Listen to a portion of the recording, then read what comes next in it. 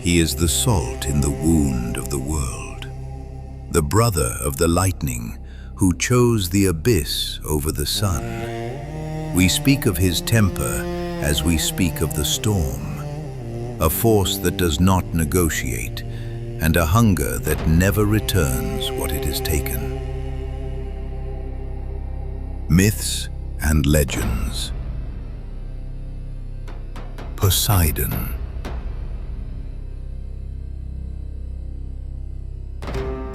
When the great stone was vomited from the throat of Cronus, Poseidon did not look for the light of the sky. He looked for the weight of the water. Emerging from the darkness of his father's stomach, Poseidon stood beside his brothers on the slopes of Olympus, clutching the bronze trident forged in the fires of the Cyclopes. He did not fight for a throne. He fought to tear down a world that had tried to consume him. During the 10-year war against the Titans, the earth groaned beneath his feet. Every strike of his weapon sent tremors through the foundations of the mountains. When the final Titan was cast into Tartarus, the three brothers stood in the silence of a broken world to decide who would rule the ruins. They did not choose their kingdoms through merit. They chose them by lot. And Poseidon drew the sea.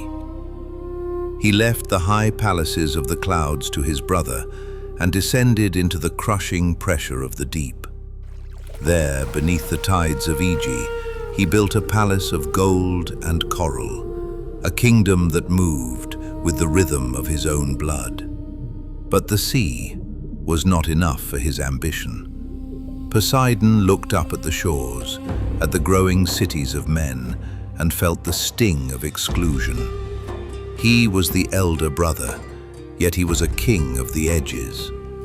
From his throne in the trenches, he began to push back against the land, testing the boundaries of his brother's law with every rising tide. The drama of Poseidon is written in the stone of the ancient world. In the city of Athens, he struck the rock of the Acropolis with his trident, bringing forth a spring of salt water, a violent reminder of his power. But when the people chose the olive branch over the sea, his fury turned to a flood that nearly erased the plain. Later, disguised as a mortal, Poseidon toiled in the sun to build the great walls of Troy. He moved stones that no army could lift, stacking them with divine precision to protect a city of men. But when the king of Troy refused to pay the promised debt, Poseidon did not argue. He called a monster from the depths, a creature of teeth and shadow that rose from the surf to claim the tribute in blood. To cross Poseidon is not to start a war, it is to invite a catastrophe.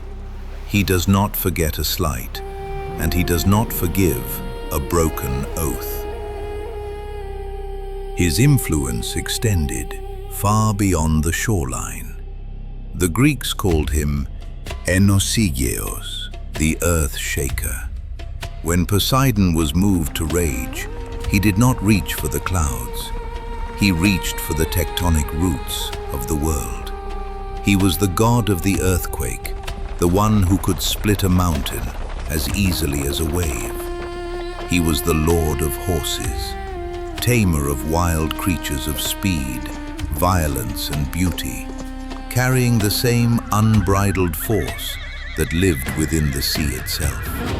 He moved through the world like a predator, whether pursuing the goddess Demeter through the fields or chasing the hero Odysseus across the wine-dark sea. Poseidon's path was always one of relentless, crushing pursuit. He was the obstacle that could not be outrun, the force that made the world feel small and fragile.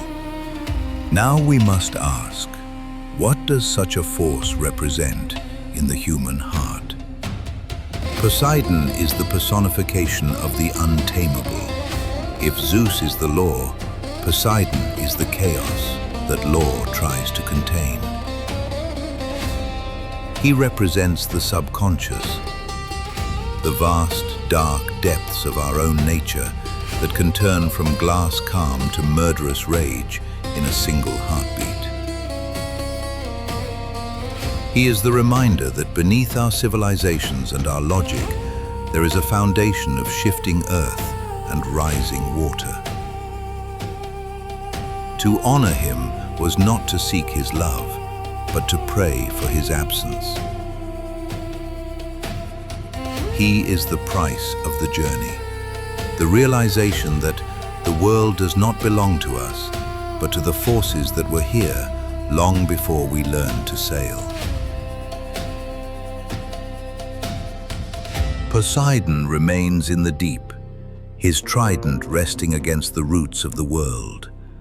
The tide goes out, but it always comes back, and as the water recedes, it reveals the path to a city of marble and war, where a goddess of wisdom is waiting to claim what the sea could not.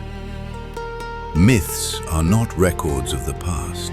They are mirrors of the human mind, passed down, reshaped, and remembered, long after the world that created them disappeared.